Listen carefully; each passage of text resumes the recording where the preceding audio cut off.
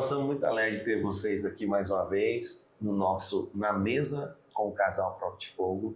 E hoje a gente trouxe esse casal precioso, Renan e a Lohane. Eles foram alunos nossos muitos anos atrás de teologia e de missões, serviram famílias na Argentina e no Cone Sul, no sul das Américas, e hoje eles também são alunos nossos da Academia da Família.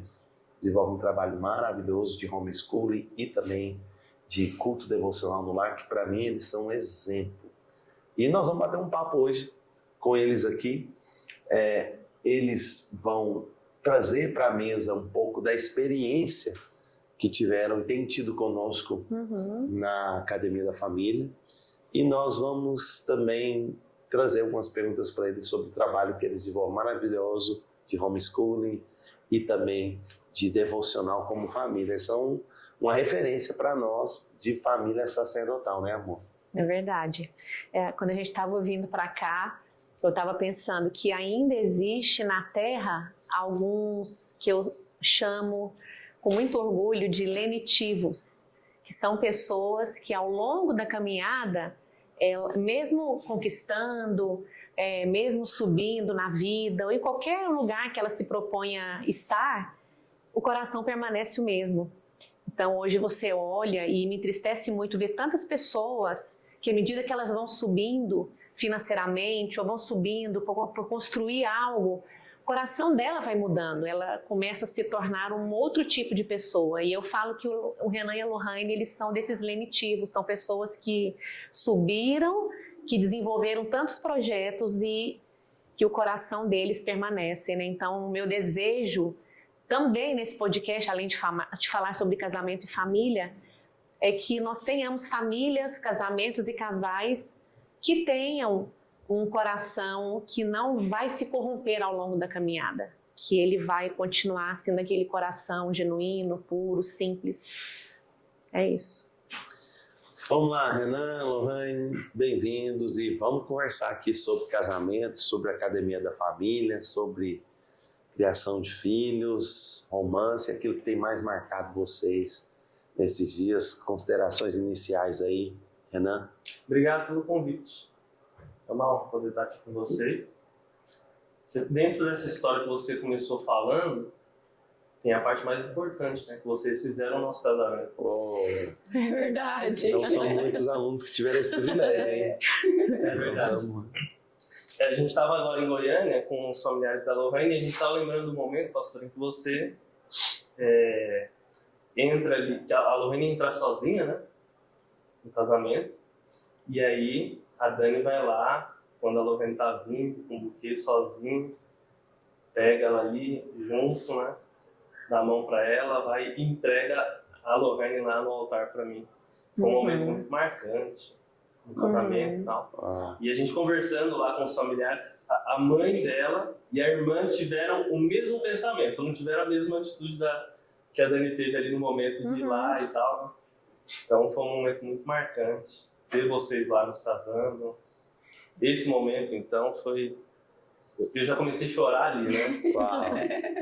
Quem não, né? Foi realmente emocionante. E querendo ou não, vocês fizeram parte da nossa história do início, né? Ali, nós temos vocês como referência de casal, né? Eu, principalmente, ali mais de perto, porque eu estava mais próximo ali na convivência direta, eu via o dia a dia de vocês, então não é algo que vocês falam da boca para fora, é algo que eu vi que vocês já estavam vivendo ali, né?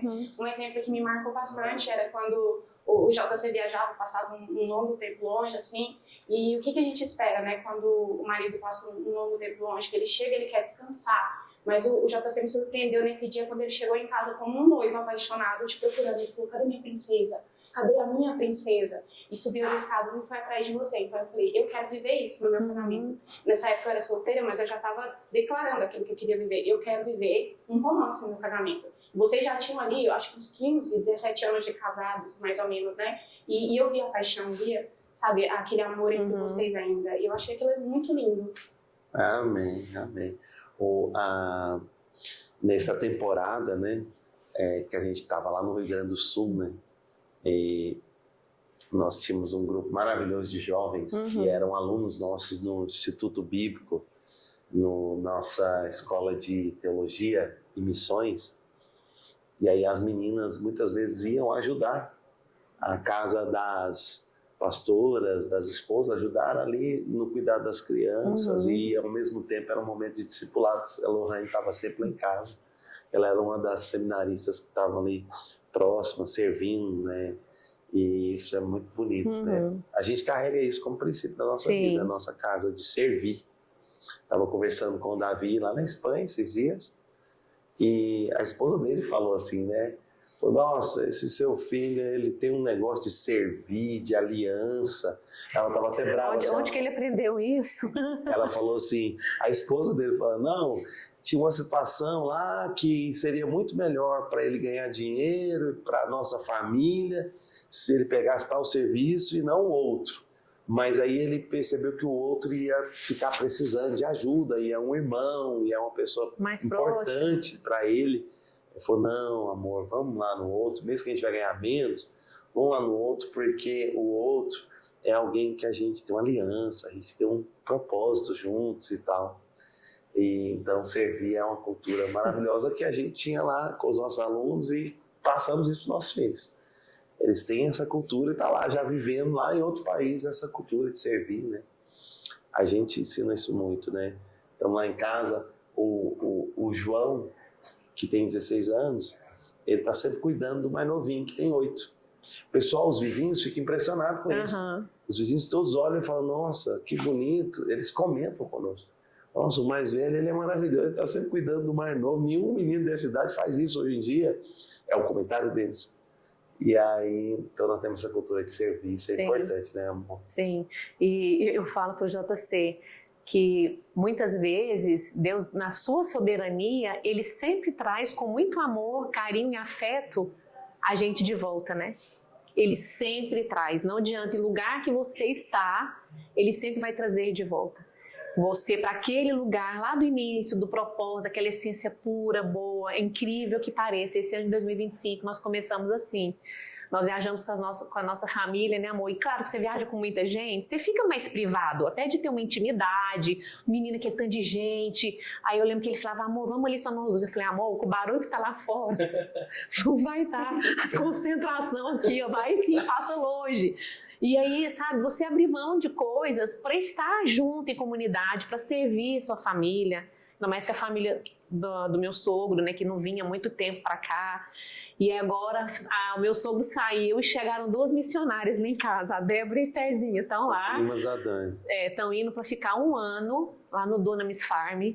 E ela me ligou, tia, a gente tá indo, explicou toda a situação e na hora eu falei, nossa, vou acabar de chegar de férias, na hora, né, o seu íntimo fala, né, você vai, vamos, meu sogro vai ter acabado de sair, meu sogro vai embora, eles vão chegar. Eu falei, Senhor, eu não vou perder essa oportunidade, porque sempre Deus gera oportunidades para que você entre, para que o seu coração seja moldado. Então, nós começamos esse ano assim, né, amor? Servir. E que o Senhor nos falou claramente que Ele nos queria de volta para essa essência pura, para essa essência genuína, né? Mesmo à medida que a gente vai crescendo, o nosso coração fique onde está, né? No lugar onde ele tem que estar. Então, tem sido uma experiência maravilhosa. São características do servo, né? Do pastor, do líder, né? Ser hospitaleiro, ser um bom servo. Sim. Tudo que Paulo instruiu a Timóteo. É verdade, é verdade. O nosso propósito aqui na mesa do Casal Prova de Fogo é ter esse bate-papo focado naquilo que a gente considera que é pilar do casamento, né? A gente fala do MAC do casamento, né? Que é a boa gestão do MAC do casamento, que é mesa do diálogo, aliança do amor verdadeiro e C de cama hot, que é melhor que a Kama Sutra, que é uma cama santa. Vocês, Renan, Lohane, começar com o Renan. Eu vou fazer uma pergunta para o Renan e a Dani fazer uma pergunta para a Lohane. Depois nós cruzamos assim e depois vocês devolvem.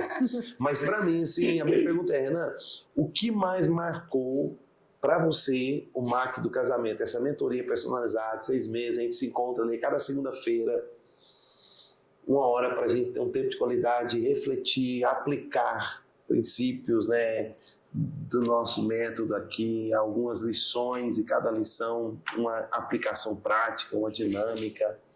O que mais marcou para você? O que seriam os 2 ou 3 pontos principais para você nessa jornada e tem sido?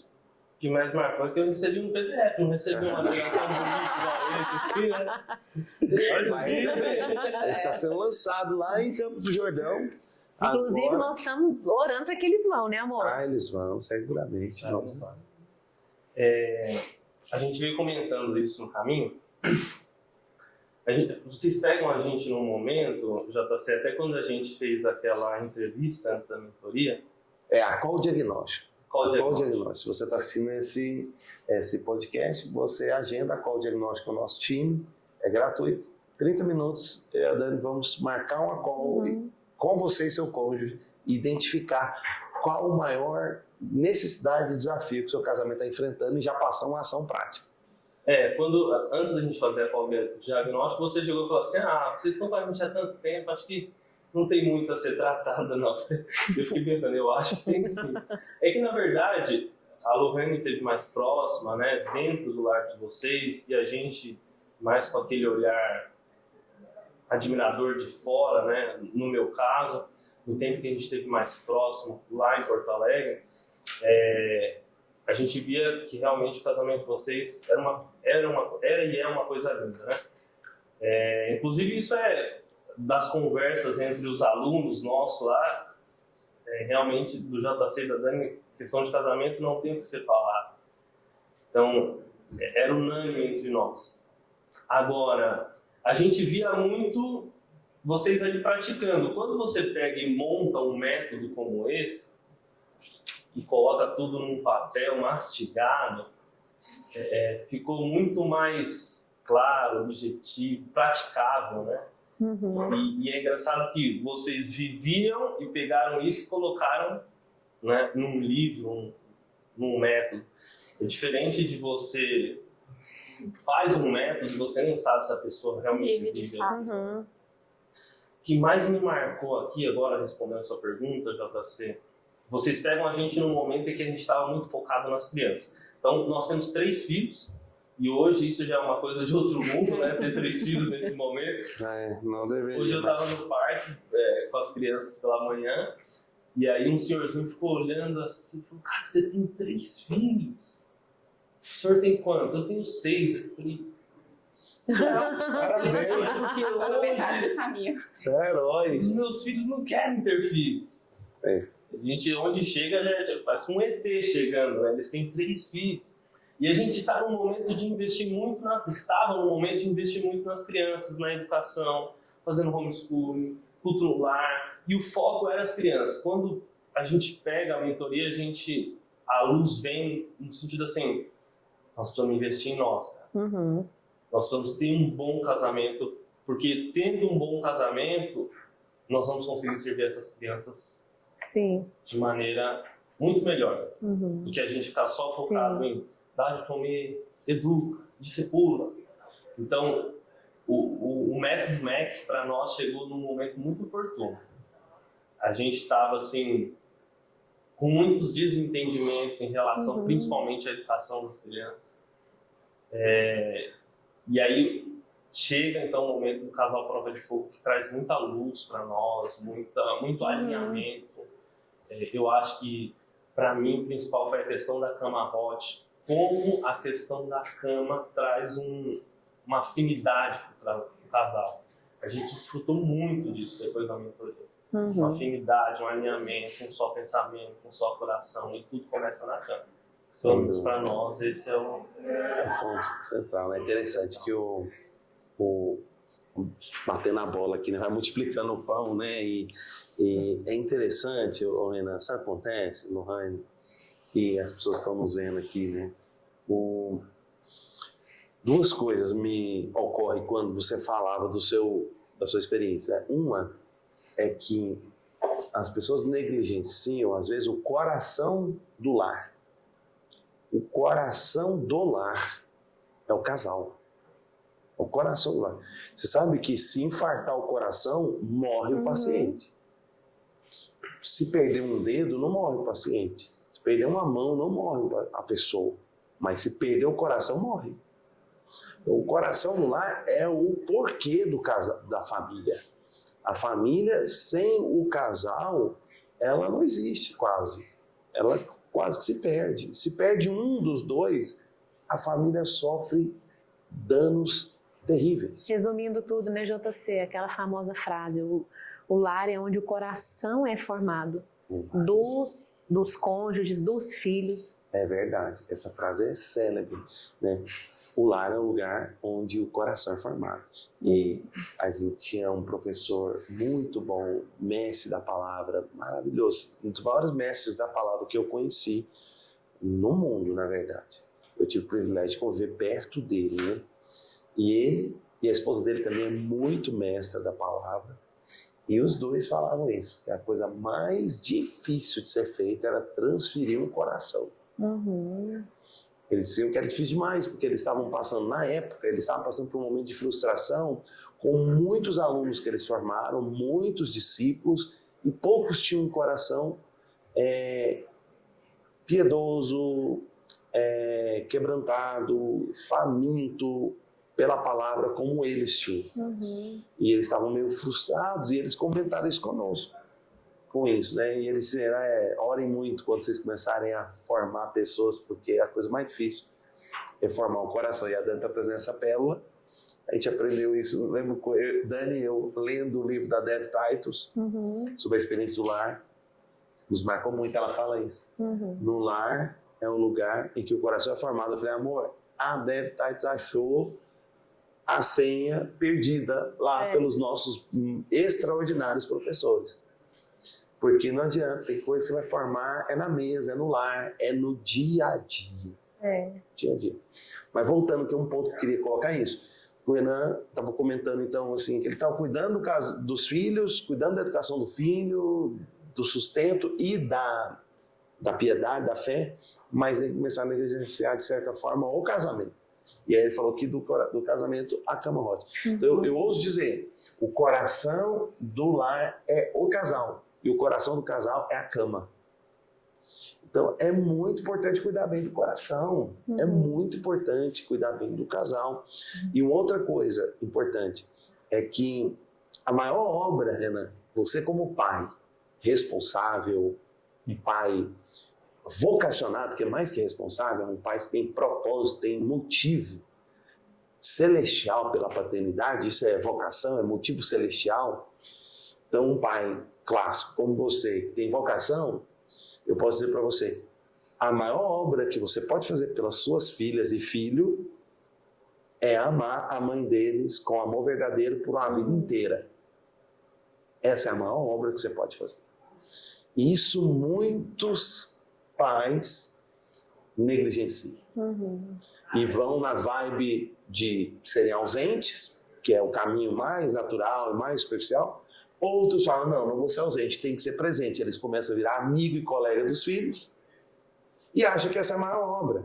Enquanto, na verdade, todos os filhos inconscientemente têm o seguinte sentimento: mamãe está feliz, mamãe está bem cuidada, eu estou livre para dar meu voo, para viver a minha história. É não raro filhos dependentes emocionalmente da mãe e dos seus lar, porque percebe que a mãe não está bem amada, não está bem cuidada.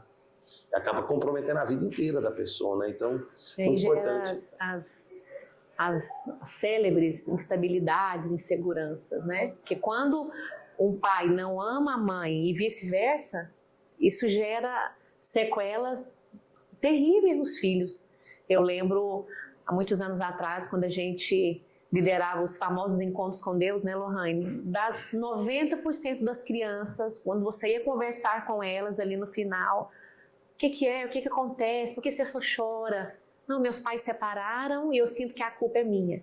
Meus pais sempre brigam e eu sinto que a culpa é minha. Então, quando os pais eles não são unidos, fundamentados nesse lugar do propósito de Deus, eles sempre vão trazer instabilidades para o lar. E isso é muito ruim, porque aí os filhos que são mais frágeis emocionalmente, aqui vão receber essas cargas emocionais ruins, né? E a camarote é o coração do relacionamento, que você falou. E harmoniza, né, Renan? Depois que consolida, a harmonia do casal. Eu tenho falado, acho que estava falando para vocês um dia na nossa mentoria, e estava falando para outro casal recentemente, queria trazer essa pérola aqui que me ocorreu e lembrei, que existe algo que é uma descarga de energia espiritual, emocional e física quando a mulher entrega o seu desejo para o marido. Está lá em Gênesis. Está lá em Gênesis. Deus chegou na mulher e disse: o teu desejo será para o teu marido. Se você pegar a palavra no original hebraico, desejo ali, não é desejo de comer um pudim. Pamonha? Uma pamonha. Não, isso aí não é isso que é a palavra. O desejo original lá não é isso. Aquela palavra, o teu desejo será para o teu marido, é o teu orgasmo. Porque o orgasmo feminino, que é a explosão de prazeres, e se você tivesse um campeonato de sensações humanas, o orgasmo feminino, ele é o top 1 disparado, assim, quase dando volta no segundo colocado. Eu estou falando da experiência humana. É verdade. Então, a experiência do orgasmo feminino é uma explosão de prazer e, na verdade, a vida gira em torno desse orgasmo, você quer saber? Toda a vida gira em torno desse orgasmo. E Deus é que fez planejando assim. Quando a mulher, na verdade, então, ela tem um orgasmo, naquele momento que ela está entrando e ela entra no orgasmo, ela está totalmente vulnerável. Naquele momento, entregue, o marido faz o que quiser com ela. Sério, que ela está totalmente entregue, ela está rendida. Absolutamente. Aquele homem que está provocando aquela explosão de prazeres dela. E quando a mulher faz isso, entrega esse desejo para o marido, tem uma conexão dela com ele, emocional, física e espiritual, tão grande, mas tão grande, que é impossível esse casal ter problemas de conexão, de relacionamento em outras áreas da vida quando isso está bem gerido. Porque a partir daquela experiência, a mulher tem uma devoção para aquele marido. Ela tem um amor, uma admiração, um alinhamento com ele. Dentro da cama hot, o mais pode parecer muito banal para quem vai ouvir, mas para mim foi assim uma solução catastrófica, de um problema catastrófico. Entender a semana azul. A semaninha blue, meu amigo. O que é semana azul, né? A vida gira em torno disso. Lá em casa, 3 vidas nasceram a partir desse desejo. Essa semana eu não sei na cara de vocês. Sempre é. Tanto que quando ela vinha me falar que estava grávida, para mim era um espanto, eu tinha reação. Mas foi a partir dessa entrega de desejo. Pelo menos lá em casa foi assim. Sim. Então, entender essa semaninha azul para nós foi Fundamental. uma dica chave de sabedoria que vocês deram para nós na mentoria. Deixa para conversar as coisas mais difíceis na Semana Vermelha. Sim. Já tá difícil mesmo? Como é que eu pensei nisso? Assim. Por que eu vou conversar as coisas difíceis na semana azul? Perder a bênção? Perder a colheita? Relaxa que a vida tem o dia amargo. Já vai vir. Tudo tem seu tempo, né? É que eu brinco, eu falo, já que vai sangrar no corpo, sangra na alma e no espírito. Vamos resolver as tretas tudo aqui, né? Muito bom. E quem faz a boa gestão da Semana Azul não precisa usar azulzinho, nem tal. A Semana Azul, para quem está nos assistindo, a gente ensina na mentoria que existe 3 períodos na vida da mulher. Existe o período da semana... Deus foi generoso. Eu comecei a falar disso porque os casais me procuravam, especialmente alguns homens, dizendo: minha mulher não quer namorar. Minha mulher não está com apetite para namorar, para ter intimidade, para ter ato conjugal. O sexo, né? E eu falava: gente, não é possível, ela tem. O homem está fazendo uma má gestão. A mulher está broxando, digamos assim, porque, na verdade, o homem está fazendo uma má gestão das semanas azuis. Porque Deus fez isso. Então, a menstruação é a semana vermelha. Depois da semana vermelha, vem 2 semanas azuis. Então, todo mês existe 2 semanas azuis no mínimo. E aí tem a semana amarela, que é a TPM. Eu costumo dizer, se fizer uma boa gestão da Semana Azul, acolhe até na TPM. Porque a mulher vai ter uma memória tão boa, tão feliz, porque ela foi bem cuidada. E aí, o bem cuidar envolve a linguagem da mulher, que ela não faz sexo, ela faz amor. Então, na Semana Azul, ela não está querendo como aparece lá peladão, né, balangando a mangueira para ela. Ela está querendo sair para jantar. Ela está querendo um buquê de flor, um chocolate, um presente, um regalo. É isso que ela está querendo.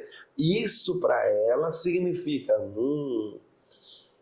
tô ficando motivada para namorar e tal. E isso faz a diferença. Às vezes quer que vai lavar a louça, amém. É a linguagem, dá certo. é a linguagem de amor. Sua casa dá certo? Lá em casa é presente. Não precisa lavar. Em casa é presente. Lá em casa não é louça, é presente. É mais caro, seria mais barato lavar a louça. Esses dias eu até falei pra ele, amor, mas nós precisamos. O que é isso? Já tem tanto dia. Eu falei, amor, quem quer rir tem que fazer rir, amor. Tem que fazer rir, você esqueceu. Foi mesmo, ela me confrontou esse dia nesse tema, né? Então, assim, acho interessante sobre o orgasmo feminino. Isso, eu quero passar para a Dani fazer uma pergunta para a Lohane, mas já que nós entramos no assunto camarote, o Renan disse que uma das coisas que mais marcou foi a camarote, porque vocês eram um casal, então, muito dedicado para os filhos, mas estavam negligenciando a cama. E isso estava dando desalinhamento na unidade da formação dos filhos. É basicamente isso, né, Renan? Para mim, se tivesse só o módulo da camarote, já valia o processo todo. Não, mas é verdade, porque ajustou a cama, ajusta tudo. Eu converso com muitas pessoas no meu trabalho, né? Trabalhando nos aplicativos. As pessoas que estão divorciadas, elas se abrem mais, né? Quando fala mais, por que você parou e tal, principalmente os homens. E a maioria tá aqui, ó, tá dentro do MEC. E aí o problema na comunicação, o problema na aliança, vai definhar lá na cama também. Total. Já que nós estamos dentro desse tema aqui do Renan, antes de passar para as meninas, eu queria passar esse vídeo aqui, Eric. Eu gostaria de que vocês comentassem um pouco, que nós comentássemos um pouco sobre esse vídeo. Estamos falando de cama, hot, falando do orgasmo feminino no marido, que tem uma explosão de conexão com o outro. Olha um vídeo que viralizou nesses dias num podcast de uma famosa. É prescrição médica. Gente, vocês estão assim, fazendo tudo. Eu tô com 17 vibradores. Esse vídeo viralizou nesses dias. É uma atriz global. Ela está com seu marido num podcast. Teve uma outra entrevista que ela deu lá em Portugal. Essa eu nem passei aqui. Em que, na verdade, ela está falando que tinha uma prescrição médica para cuidar da sua vagina, da sua intimidade. Ela está lançando uma peça chamada Menopausa, né? E seguramente o tema está ligado a isso, a mulher numa determinada idade, como que fica essa parte da intimidade. E ela fala, ela está viralizando o tema, porque ela falou que tem 17 vibradores, né? Essa entrevista, esse podcast. O marido dela está do lado dela e ri, acha engraçado. Os dois estão apresentando a tese que isso é uma prescrição médica, quer dizer, que os médicos é que sabem, então, né, como é que funciona a intimidade, né?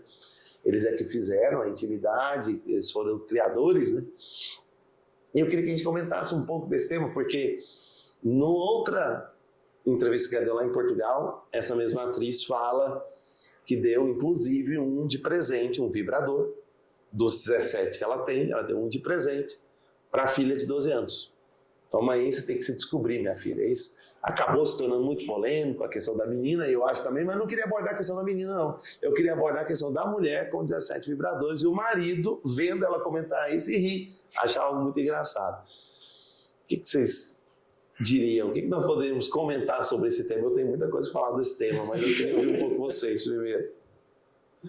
Rapaz, a pessoa indicar isso pra filha é demais, né? Sabe que esses dias a gente tava conversando também com alguém que divorciou e ela tava falando, agora eu quero viver um relacionamento aberto, né? Ou vários relacionamentos abertos. E aí nós estamos ali conversando sobre isso e aí eu falei pra ela assim, você indicaria isso pra sua filha? Aí ela paralisou. Ela falou assim, quando ela tiver uns 18 anos dela, aí ela vê o que ela quer. Mas ficou explícito na cara dela que não era o que ela queria pra filha, né? Então, mas nesse caso ela já foi além, né? Ela já introduziu pra filha a situação. Né? Sim. E aí esse Esse não pode ser um homem honroso, não, né, Jota? É, Será que ele é o marido dela de anos? Ou... não, ela já teve vários. Esse é o atual. Pelo que eu vi, ele é o atual. Que teve o filho agora, né? Mais recente. Acho que tiveram Mais um filho recente, recente. Meninas, contem aí, mulheres, rainhas, o que vocês acham dessa atitude da atriz global aí e os seus vibradores? Eu tinha vergonha, assim, eu me colocando no lugar desse marido, que nem sei se eu posso dizer que é marido, né, assim, totalmente castrado, desonrado, com a sua masculinidade no lixo por essa mulher. Eu não posso falar que esse homem é o marido, né? E assim, e o pior de tudo, ele deixar, né, que ela faça isso com ele, né? Ele não é o marido honroso e ela também não entende nada de casamento e nada sobre como tratar marido, porque eu me sentiria, se eu tivesse no lugar desse homem, um lixo, um nojo, um imprestável, que uma mulher, poxa, precisar de 17 vibradores, eu tô aqui todo dia dormindo com essa mulher e ela precisar de 17 vibradores, eu não sou um Zé ninguém. Eu sou um zero à esquerda. O que eu sou nessa minha vida que eu não consigo satisfazer nem a minha mulher? Ou seja, o cara sensato, qualquer cara sensato pensaria isso. Não, eu sou um zero à esquerda, eu não presto pra nada, nem pra satisfazer minha mulher. Né? Então, eu confesso... A risada dele foi pra não chorar. Pra não chorar, exatamente, sem graça. Você percebe que o cara tá sem graça. Vergonha, sem graça, sem dúvida, né? Lohane. Bom, o que eu consigo observar é que a gente vive numa geração muito revolucionária, né? O jovem já tem uma linguagem muito revolucionária a respeito dos seus desejos, do seu corpo, né? Da sua definição de prazer. O que eu percebo é que falta o que a gente começou falando aqui, que é o lar. Uhum. Chesterton, se eu não me engano, ele tem uma frase que fala: a verdadeira revolução é restauração. E Lewis também fala sobre isso, que é você voltar, quando você está perdido, você volta para o lar, que é o seu ponto de partida. Então, o que eu consigo ver é uma pessoa sem referências de um bom casamento, de um homem, de um pai que amou a sua mãe, como foi citado aqui, do que é o amor, que ele não separa o sexo é amor. Uhum. Quando ele é praticado de maneira honrosa, de maneira fiel, respeitosa, ele é um amor. E pra mim eu vejo uma pessoa sem referência, sabe? Uma pessoa insegura quanto à sua sexualidade, que precisa ficar se reafirmando com 17 unidades de um aparelho. Uma pessoa que cita isso e quer apontar isso para a próxima geração, para fortalecer, né, a ênfase, a tese dela. Então, assim, eu percebo que é uma pessoa que não foi amada de fato, né, não foi bem instruída, né, não voltou para o coração do lar. Né, e consequência disso é que ela não está também no seu casamento, no seu primeiro casamento, como foi citado aqui, já teve outros parceiros. Então, faltou amor, né, faltou o coração do lar ali. Exatamente. Uau, muito bom, muito bom. O que eu vejo num vídeo desse também, primeiro é da profunda indignação com a perda de valores, né? Agora, tem uma análise, como a gente é especialista no assunto de casamento, se tornou, e a gente reflete, a minha vida é pensar e meditar. Existe um porquê de um comportamento desse. Na verdade, ela é só a ponta do iceberg. Existe muita coisa por detrás que leva ela a pensar dessa forma, o marido e toda a sociedade que vê achar normal isso e a filha. Isso é só a ponta do iceberg. Existe um conjunto de pensamento que leva a esse extrato final decadente de uma mulher casada, falando na frente do marido e do podcast que ela se satisfaz com 17 vibradores. Quer dizer, ela tem uma falta de amor verdadeiro tão grande que ela está tentando achar em outros lugares. E o amor verdadeiro, para ela, desse desejo sexual, estaria no marido. Quer dizer, um pênis verdadeiro vale mais do que 1 milhão de vibradores. Esse é um fato. E isso é o que faltou para ela, como não achou um verdadeiro, que é do amor verdadeiro, que é apaixonado pela esposa, que vai cuidar bem da esposa e do seu orgasmo, e logo vai levá-la a celebrar o sexo de uma maneira pura e verdadeira, e isso vai saciá-la. Como ela não achou, ela está atrás, desesperada, e está falando de aceitação, né? E está falando isso. Então isso é uma observação que eu quero fazer. Uma outra observação sobre esse tema e esse vídeo, essa fala, existe uma ênfase para tirar toda a ênfase da corrupção sexual, da perversão sexual é tirar do que Deus planejou. É remover a experiência bela, fecunda, bonita, explosiva e apaixonante, que é o ato conjugal como Deus planejou. Que é vagina, pênis, homem, mulher, amor verdadeiro, paixão, eros e ágape, celebrando. Isso é tão belo que no seu ápice, Deus coroa com a vida. Cada um que está aqui só veio a ser existência, porque houve isso que eu acabei de falar. Mas a grande batalha ideológica, espiritual, emocional, intelectual dos dias atuais é qual? Remove pênis de vagina. Remove. Por isso existe um culto à bunda. Existe um culto ao ânus. Existe um culto ao bumbum. Popozinho, popozão e papapá. E faz exercício de bunda. E é música de bunda.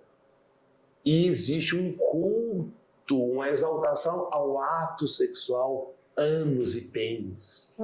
Quando é ânus e pênis? Vibrador e vagina. Quando não é isso, por que essa sanha desesperada de tirar o homem e a mulher entrando um dentro do outro, celebrando o amor? Por quê? Medo da vida. O medo é da vida. Então vamos exaltar o que distrai da vida, da fecundação, porque isso é o ápice da rebelião. Porque a ordem divina do Criador desde o início é sede fecundos. E a ordem do presente século, do espírito da potestade do ar, do inimigo da humanidade, é não. Tudo e qualquer coisa que inspira fecundidade, distraia, tire da agenda. Pega essa força extraordinária, maravilhosa que é o sexo, que Deus colocou em todo homem e toda mulher, para produzir fecundidade. Pega essa força e tire ela do lugar. Coloque invertido, pervertido e artificial. Então, na verdade, ela é só uma massa de manobra, ela é só uma caixa de ressonância, ela é só um eco de uma voz do espírito do presente século que quer destruir vidas, família. Então, ó, eles estão tentando fazer isso já tem tempo. Quando criaram as clínicas de aborto, eles tentaram fazer isso como? Vamos matar no ventre. Aí alguém mais inteligentezinho, perverso, falou, não, antes, no lugar de matar no ventre, já vamos distrair para que não fecundem. Aí vem a cultura de distração. E para mim ela é só essa ponta do iceberg. Mas vamos mudar de tema agora então. Vamos para o assunto das mulheres aí, para as meninas, para as rainhas. O que é mais importante nessa jornada nossa? Amor, faz uma pergunta aí para a Lohane. Eu queria, Lô, esse tempo todo que a gente já está junto, né? E qual a experiência, o que evoluiu, o que nasceu, o que cresceu, quando você e o Renan começaram a fazer a parte desse processo, o MAC do casamento, né, essa mentoria personalizada, o que mudou? O que antes não tinha e começou a ter? O que a Lohane, como mulher, como esposa, como mãe, o que mudou na sua vida? Quais as condições que você encontrava antes e que agora você não era tão abundante hoje se tornou a ser? Fala um pouquinho pra gente dessa transformação, desse avanço que você teve depois que vocês começaram esse processo de mentoria com a gente. Então, partindo desse ponto que era fraco para nós, né, que era a camarote, o que eu pude observar era um alinhamento de pensamento, como o Renan já citou aqui. A gente começou a ficar muito mais próximo, muito mais amigo. A gente mais brincava em meio às nossas conversas. Antes não era mais atrito, era sempre aquele ambiente de cobrança, sabe?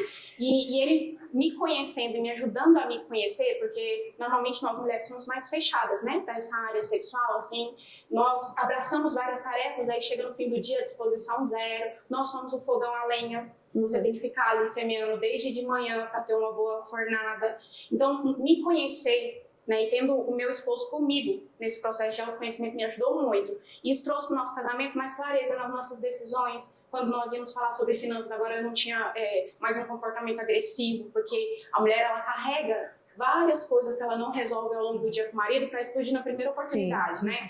Então me trouxe mais sabedoria nessa hora de falar, né? Quando eu era amada, bem tratada ali naquele momento, eu não tinha por que explodir. Tinha como eu falar o que eu tinha para falar de maneira mais doce, sabe? De maneira mais agradável. Tinha condições de eu me calar, muitas vezes, que era uma dificuldade que eu tinha no meu casamento. Então todo esse processo, começando da cama, a mesa que a gente já estava mais forte, né? Mais fortalecida, foi melhorando, é como um tripé mesmo, o MAC, porque se você melhora em um aspecto, se você investe para essa melhoria, os outros pontos vão sendo alinhados ali, né? Então dentro do nosso casamento, o nosso diálogo ficou bem melhor, porque eu tinha essa tendência a explodir e a culpar e jogar todo o drama, né, aquela tempestade no copo d'água, por qualquer coisa. Nós tínhamos uma outra dificuldade também, que era falar sobre finanças, porque eu não tinha o coração aberto. Realmente é uma área onde o talento é dele, né? Eu gosto mais da gestão ali das coisas, e a gente pôde se alinhar no pensamento. Olha, se você é bom nisso, faça isso, então deixa que eu cuido disso. Mas tudo isso foi possível porque assim, aquela rigidez, aquela tensão foi resolvida na cama. Então a gente tinha oportunidade para conversar outras coisas, para sorrir junto.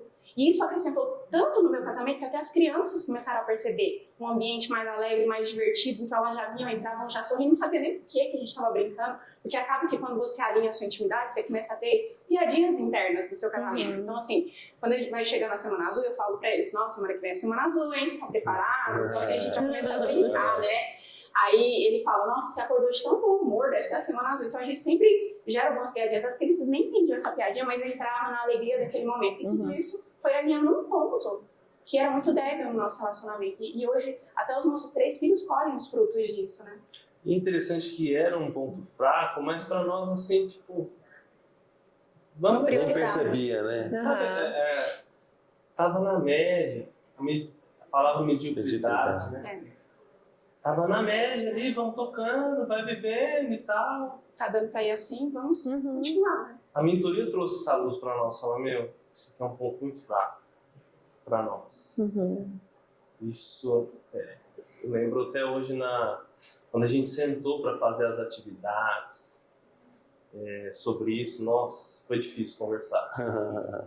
Foi difícil, mas como aquelas atividades nos ajudaram, e é engraçado que Deus acho que vai percebendo que você vai resolvendo coisas na sua vida e Ele vai te colocando para ajudar outros, né? Sim. Sim. E aí, um casalzinho procurou a gente, foi lá em casa, jantamos e tal, depois da janta, eles, a gente precisava de ajuda. No quê? Na Na cama. intimidade.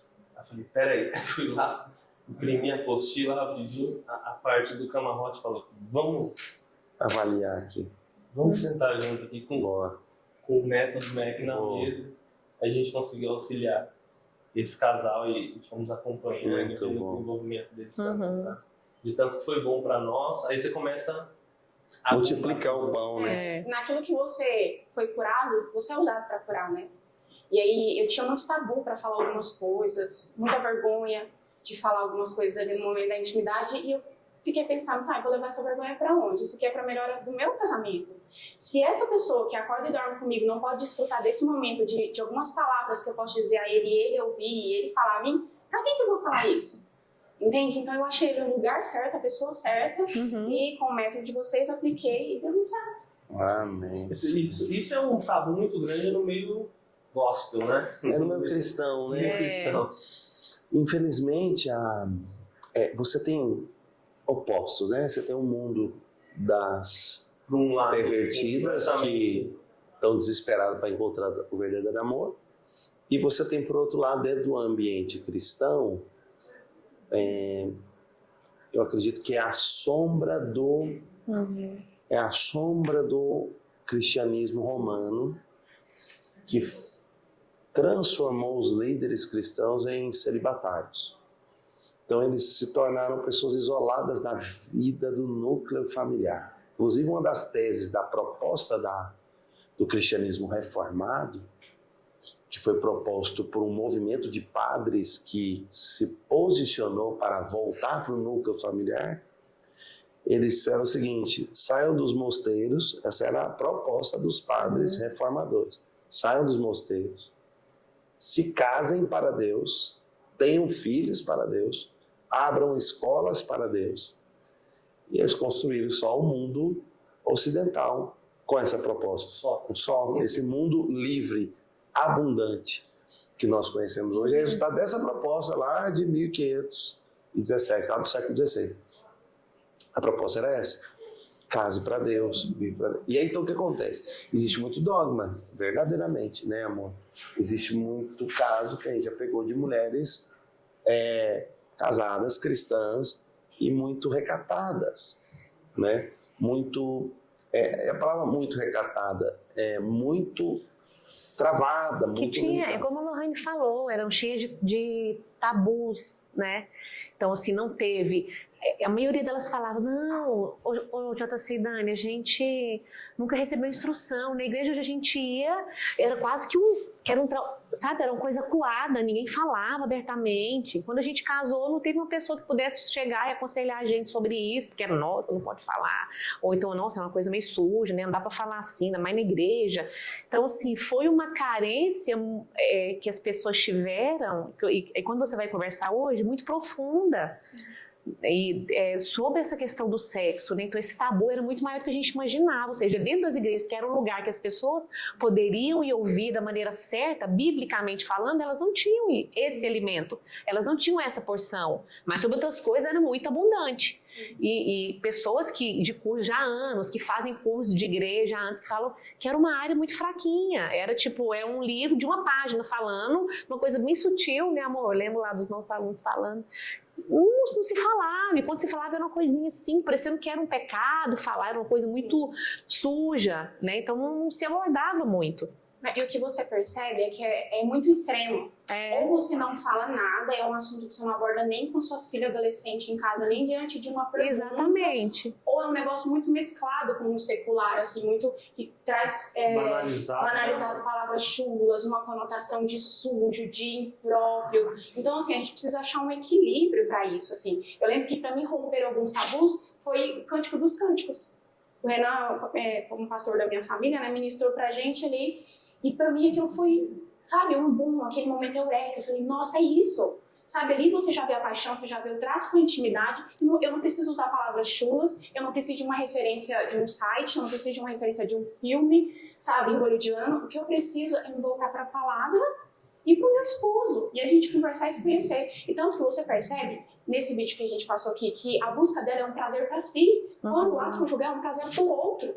Você está ali para satisfazer o outro, e o outro com a mesma mentalidade satisfazer você, e ali há a perfeição. Esse é o sexo, esse é o amor de Deus. Isso. Agora você percebe que todas as vezes que a satisfação é para si, nunca é o suficiente um ato de um homem com mulher, de um homem seja com o quê, com um animal, com o que for. Aí você percebe que uma das piores coisas que Deus pode fazer ao ser humano é entregar ele aos próprios prazeres. Porque é um abismo chamando o outro, e nunca se encontra aquele prazer, aquela plenitude, né, naquilo. Então, assim, esse autoconhecimento que o curso nos trouxe, a conversa, essa liberdade de poder falar de alguns assuntos que eu não pude falar com a minha mãe, que eu não pude falar com a minha avó, que eu não tinha uma referência, foi muito bom pra mim. Isso, fez de você ficar com a mente suja? Pelo contrário, fez a minha mente ficar mais pura. Agora eu olho que é impuro e já sei que aquilo não é pra mim. Então foi muito libertador. Eu costumo dizer que uma coisa que é libertadora para as pessoas que têm algum tipo de bloqueio dentro do âmbito cristão é você encontrar pessoas santas, puras, fiéis, falando da sexualidade. Isso é libertador por si só. Por quê? Porque a gente que teve alguma experiência com o mundo corrompido na questão sexual, ou problematizado no sexo, a gente acaba tendo uma consciência de algo sujo. O sexo está ligado à sujeira. Aí você tem uma experiência de santificação, purificação na sua vida com o sangue de Jesus, com o evangelho, com a salvação de Deus, com a palavra. Aí agora você vai para a intimidade. E agora? Onde é que eu acho? E a melhor coisa que tem é você encontrar pessoas que são puras, santas e que vivem essa questão da intimidade da maneira do casamento, da maneira correta, da maneira que Deus planejou. É o belo, é o verdadeiro, é o erótico dentro do amor. O erótico fora do amor é falso, é fraudulento, aí vai pro pornográfico, que é pior ainda, porque não só falso, fraudulento, é tosco. Uhum. Já o erótico dentro do casamento, ele é romântico e ele é verdadeiro. Sim. Então tem paixão, tem tesão, tem orgasmo, tem prazeres e tem verdade, tem aliança, tem amor. Tá tudo aqui junto. Isso é o que Deus planejou, né? E só uma coisa, JC, eu lembro no curso, o ponto ápice assim, que mais me marcou, no início para mim foi até difícil de ouvir, mas aí depois eu peguei, conversei com o Renan e eu realmente reconheci. Foi que a falha na nossa intimidade acabou trazendo para mim uma baixa autoestima. As mulheres não falam sobre isso. Depois que você tem filhos, seu corpo não é mais o mesmo. Só que muitas vezes o marido ele não ama só o corpo, ele ama o conjunto daquilo. Sabe, as linguagens do amor que a gente disse aqui, como você fala com ele, como você trata, como você faz uma comida para ele, como você o serve, tá tudo envolvido. Mas eu achava que era só naquele momento assim, apagar a luz, vamos ver no escuro, porque eu não estava me aceitando, né? Eu não estava me encontrando. E o JC abordou a questão da beleza. Né? E a gente até conversou um pouco sobre o que é belo, o que é divino, que tudo aponta para o divino, do que é bonito. E eu não me achava uma pessoa bonita. Eu não me aceitava, mesmo meu marido falando que me achava bonita. Ele falou, eu gosto tanto quando você corta o cabelo curto. Vou lá, fui lá e fiz porque eu queria agradá-lo, servir, porque realmente ele me abriu os olhos, eu me sinto bem assim, e eu não era despertada pro belo. Quantas mulheres são assim? Elas vão pra uma academia e ficam lá 2 horas de manhã, 2 horas da tarde buscando um belo que às vezes nem é cobrado dela. É verdade. Que a verdadeira beleza não é um padrão, todo mundo tem que ter um nariz fino, uma boca larga, um corpo com a cintura. Não, o belo ele tá na pluralidade de várias mulheres diferentes. Nós vivemos num país que é miscigenado. Imagina se fosse só o padrão, aquela loira alta, dos olhos azuis, sabe, magrinha, tipo Gisele Bündchen.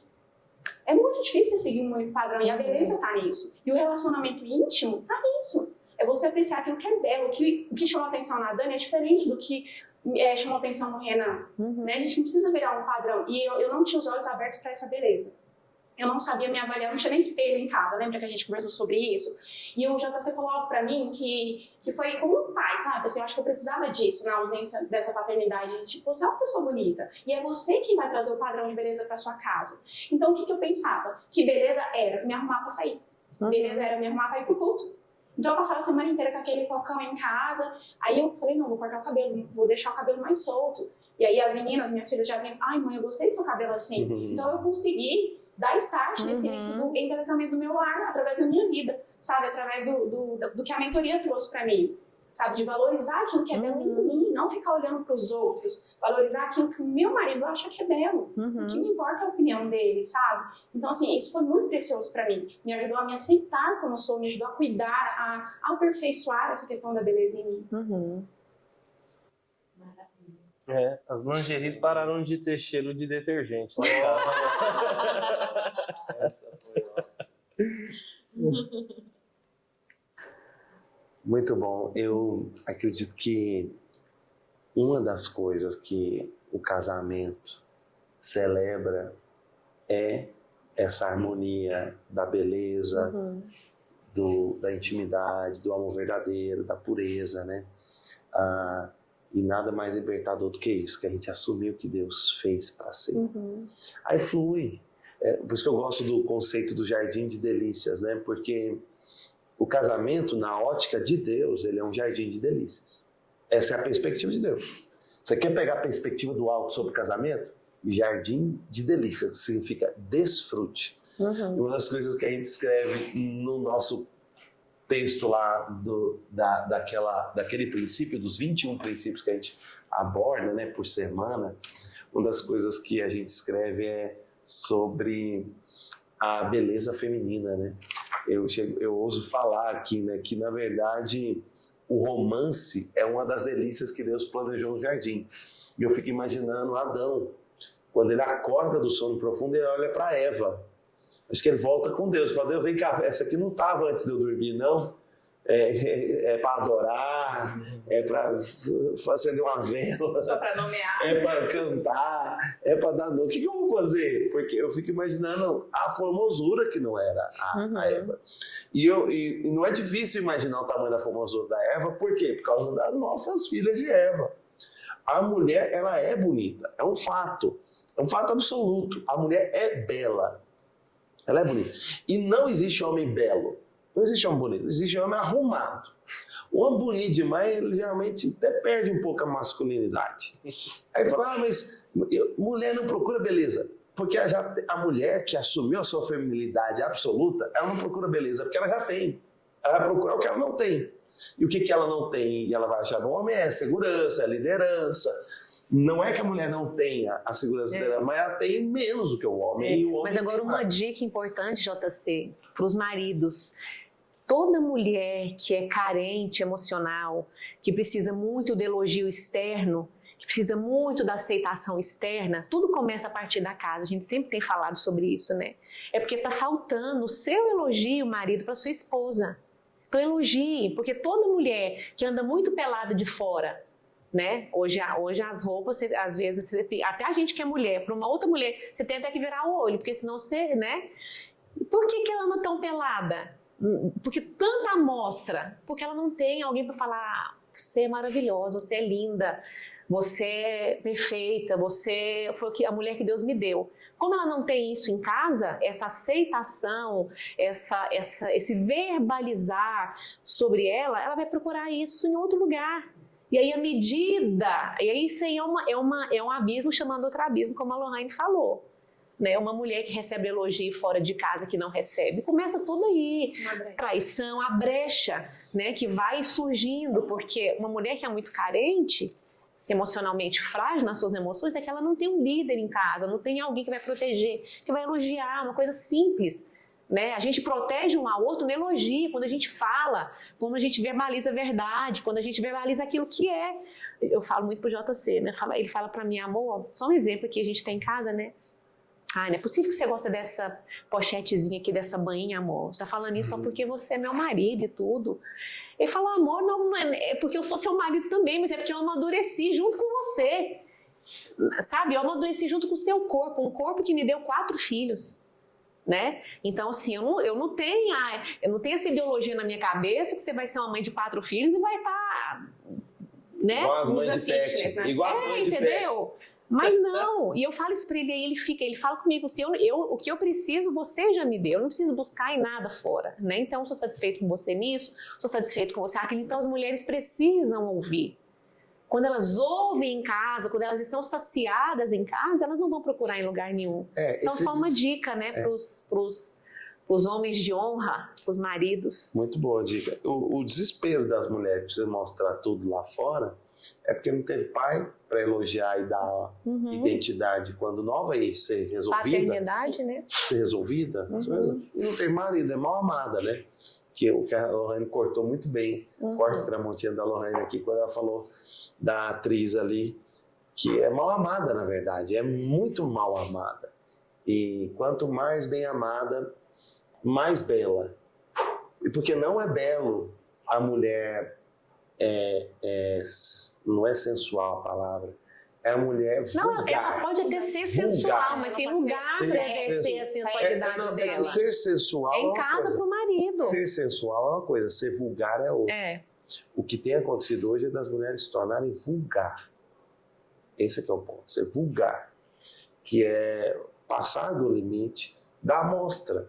Ela está mostrando para toda a torcida do Corinthians, do Flamengo, o que era só para ser um homem. Por que ela tem essa necessidade de mostrar para todo mundo? Porque ela não foi saciada em mostrar para um homem que vale por 1000. Um homem que vale por 1000 é um homem que ama de verdade, e a vê, a aprecia, e a honra, e a deseja, e a ama completamente. Bom, aconteceu isso. A mulher está saciada, está resolvida. Não precisa se expor, vai ser discreta, bela. Então, sem dúvida, é importante. Mas eu vou dizer, não existe mulher feia. O que existe é mulher mal amada. E as mulheres do reino dos céus vão ser sempre bem amadas, logo vão ser sempre com a identidade clara e bem definida, não é verdade? Nós estamos caminhando para a nossa reta final. A gente sempre separa umas fotos para a gente comentar aqui na reta final. Uma das fotos que a gente separou foi essa aqui, o leão e a leoa. Olha o que eu achei nesse site. Quando as leoas estão no cio e os machos não aguentam mais, elas mordem nos testículos deles. Olha lá. exigindo que ele continue acasalamento. É mais sábia que a Cláudia Raia, essa lei. Ai. A Leila é mais sábia que a Cláudia Raia. Precisou arrumar alguma coisa de borracha. Ela falou, morde no homem que eu vou guardar pra vida. Eu achei muito legal essa foto. Tem uma outra foto aí pra gente comentar. Se alguém quer comentar alguma coisa sobre isso? Até no mundo animal tem a Semana Azul, né? Tem a Semana Azul. Tem sim. Tem a Semana Azul. Maridos, estejam atentos. Essa Eu gostei demais dessa foto, a gente comentou no último podcast, mas vou dar a oportunidade para o Renan e a Lorraine comentar. Foi achado, isso aqui é fato verídico, foi achado esse fóssil de 2.800 anos atrás. Casalzinho morreu beijando, gente. Eu vou dizer uma coisa para você, eu vou ser desse jeito com a minha princesa aqui, né, amor? Vamos. Vamos morrer beijando. É nóis. Morrer na mesma época, né? Vamos combinar assim? Deita, Tem que dorme. combinar com o ET, né? O que ele sabe. Quer comentar alguma coisa, Lorraine? Agora, a máxima autoridade para falar dessa foto, acho que é Renan e Lorraine. Né? É verdade. A verdadeira rede social, né? é a mesa. E eles ali fazendo um devocional. Vamos encerrar com isso. Renan e Lorraine têm um trabalho maravilhoso. Eles educam seus filhos pelo homeschooling e tem uma prática devocional diária de culto no lar com os filhos. Eu tenho um culto no lar com os meus filhos, eu faço uma vez por semana. Esse casal aqui, eles são modelo, mais que nós até. Nessa questão de criação dos filhos é impressionante. Como eles educam os filhos deles, como os filhos deles têm uma identidade clara, intelectual, espiritual, profética. Fala um pouco para nós, resumidamente, sobre o homeschooling e sobre essa experiência do culto no lar que vocês têm. Quem nos estimulou muito a fazer isso foi o Felipe e a Bruna Luz, né? E nós começamos ali na pandemia e tal, e aí depois a Lorraine meio que falou, não, acho que a gente tem que fazer todos os dias. Afinal, todo dia é difícil, né? Todos os dias. E aí a gente foi pegando. Hoje as crianças, terminou o café da manhã, nós vamos orar? Elas mesmas já perguntam, já traz a Bíblia. Já pega a Bíblia, mais novo, já busca a Bíblia, Que legal. já dá uns gritos para a Alexa para botar uma música para cantar. E aí a gente pegou esse costume de fazer todos os dias. E assim, sabe o que é engraçado? Às vezes a gente quer aquele culto perfeito, acha que a criança vai chorar, rodopiar. Com as crianças caladinhas, sentadinhas. Muito alinhada. A gente fecha o olho para adorar Jesus e quando você olha, o mais novo está pendurado na televisão. Em cima do rack. A outra está de cabeça para baixo no sofá, mas eles estão absorvendo tudo. Aí quando é à tarde ele comenta, ela joga alguma coisa que ouviu enquanto a gente tem o costume de ler um capítulo da Bíblia por dia para eles. Eles já ouviram 2 vezes o Novo Testamento da nossa boca. Uau! E agora Que a gente começou a ler Gênesis para eles desde o início do ano, né? Inclusive a gente estava comentando sobre Sara ontem, né, com as crianças. Como a Bíblia fala que ela era muito bonita e ela já muito velha, né? Você falou sobre Eva. Se Sara era tão linda e ela vem depois de Eva, imagina o quanto Eva não deveria ser linda, né? A gente estava comentando algo sobre isso com eles nesse devocional. Mas a gente pegou gosto pela coisa e tem visto os frutos. Parece que não, parece que não, vocês não estão absorvendo nada. Mas sabe que a gente passou por um momento difícil, né? Teve um dia que a gente desentendeu, o negócio foi feio e tal, e a Zoe, que é a nossa mais velha, me encantou o que ela fez. Ela foi pro quarto e ela orava, ela urrava, ela falava com Deus, eu não aceito isso. E eu abri a porta do quarto e falei, meu, você acha que aquele devocionalzinho de 20 minutos por dia não tá dando em nada? Mas no dia que apertou a situação, eu abri a porta e eu vi minha filha aos prantos falando com Jesus. Eu não aceito isso na minha casa. Eu quero paz na minha casa. Eu quero que os meus pais voltem a se falar. Para mim isso foi fantástico. Uau. Eu sei que isso é fruto. Com certeza. Desse devocional. E o que mais, assim, que me espetou, me instigou a fazer isso todos os dias foi uma coisa que a Lorraine citou o próprio Paulo, né? Se você não cuidar bem dos da sua casa, o que adianta? A gente quer ganhar o mundo. Mas, na verdade, o Senhor está nos chamando para ganhar o nosso mundo. Jesus, não estava na pauta de Jesus ganhar o mundo lá fora. Jesus disse, o mundo jaz no maligno. O mundo está perdido. Cabe a nós cuidarmos da nossa casa e a partir do momento que a gente conseguir fazer isso muito bem, a gente começa a abundar para os de fora. Exatamente. Uau. É isso que nós entendemos que a gente foi chamado para fazer. Eu gostaria de convidá-los para gravar uma série de aulas sobre como desenvolver e consolidar o culto diário no lar, colocar na nossa plataforma para os nossos alunos. E vocês têm muita autoridade nesse tema e está aqui feito o convite ao vivo, marcado a gente gravar essas aulas, vocês gravarem. Tem que documentar isso e inspirar outros casais, porque é uma realidade maravilhosa, porque para mim isso é um fator que desenvolve uma família sacerdotal. E para mim isso é o ápice da família. É quando a família é sacerdotal, não é o homem como o sacerdote do lar, mas como um facilitador do sacerdócio. É diferente o Renan ser o sacerdote do lar, de ele ser o sacerdote líder de uma família sacerdotal. Então nós precisamos migrar do sacerdote do lar para o sacerdócio do lar. Nós precisamos migrar do homem como sacerdote para a família sacerdotal. Né? E eu acho que esse treinamento, essa vivência de vocês pode produzir isso. Considerações finais para a Dani e para a Lohane. Começar com a Lohane, dessa nossa mesa. Estamos encerrando. E o que nós podemos deixar de recado aí para o pessoal? Que invista no coração da família, que é o casal, porque ele vai ser a base, vai ser o pilar, que vai ser dali que seus filhos vão formar a família deles. Se eles não tiverem essa base, essa estrutura que gira em torno de Cristo, como nós ouvimos no último podcast, né? O Senhor ser a primeira pessoa do nosso cordão de 3 dobras, né? Porque o que eu consigo imaginar é quando nós soltamos a mão do nosso cônjuge, a gente faz isso ao longo dos anos de casamento, diante dos conflitos e tal, Cristo nunca solta a nossa. Então, se a gente consegue trazer isso para os nossos filhos, para a nossa casa, para a nossa família como base, eles não vão começar de baixo como nós tivemos que começar. Eles vão começar da base que nós fizemos para adiante, né? Então, invista no seu casamento, invista em tempo sozinho no dia da família, num dia que você vai estar só com seu esposo, só com a sua esposa, porque isso vai gerar frutos no seu casamento. Por mais que seus filhos não estejam ali vendo, mas eles sabem, hoje o papai e a mamãe estão ali servindo um ao outro, cuidando um do outro, e eles vão trazer esse valor quando eles tiverem a família deles também. Então, as minhas considerações finais, pegando um gancho ali que a Lohane falou, não dê o que sobra para sua casa. Né? Esse investimento todo que nós estamos falando aqui, é você dar o primeiro, né? Você se posicionar em dar o melhor.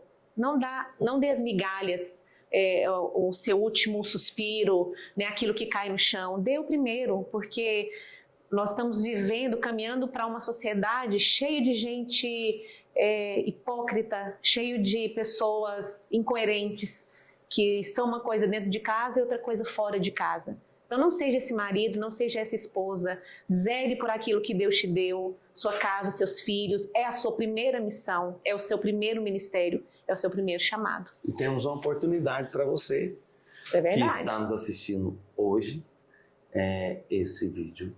Nós queremos te convidar para dar o melhor para o seu casamento. Dia 14 a 16 de fevereiro, nós temos o Casamento na Rocha. É uma imersão, é uma experiência de qualidade e de excelência, romântica, só você e seu cônjuge, com a Dani e comigo, em Campos do Jordão, numa pousada que nós separamos para você ter essa experiência ali, com o seu cônjuge e conosco e com outros casais sábios. Então você é nosso convidado. Eu gostaria de deixar esse convite aqui registrado para você. Nós temos preparado um material extraordinário para te entregar nesse dia e um conteúdo que é inédito. Nós ainda não ministramos juntos um estudo para o casamento do livro de Cântico dos Cânticos, que nós faremos lá nessa imersão. Vai sair muito azeite, beleza, sabedoria, inteligência do seu casamento, vai ser maravilhoso. Vamos celebrar o verdadeiro amor, não é verdade? Abração, foi lindo, obrigado. Renan, Lohane, colaboraram muito, sempre saem, a gente sempre comenta lá em casa, nas nossas mentorias ali de manhã, a Dani fica com o celularzinho ligado do lado, Porque sai cada pepita de ouro, esses dois têm uma capacidade de extrair azeite. Vamos marcar outras vezes aqui. Eu sei que tem mais coisa pra Considerações gente falar, finais do né? Renan também, né? A gente falou antes ali, falou? né? A gente tava falando antes, ele falou o testemunho eu deixei. Mas Renan, quiser falar mais alguma Não, coisa? só agradecer, é muito bom estar aqui com vocês, é sempre bom estar com vocês. Vocês são pessoas que nos inspiram, Amém. que nos serviram demais, que nos amaram demais, que acreditam em nós, até mais do que nós. Muito obrigado. Tamo junto, gente. Abração. Um abraço.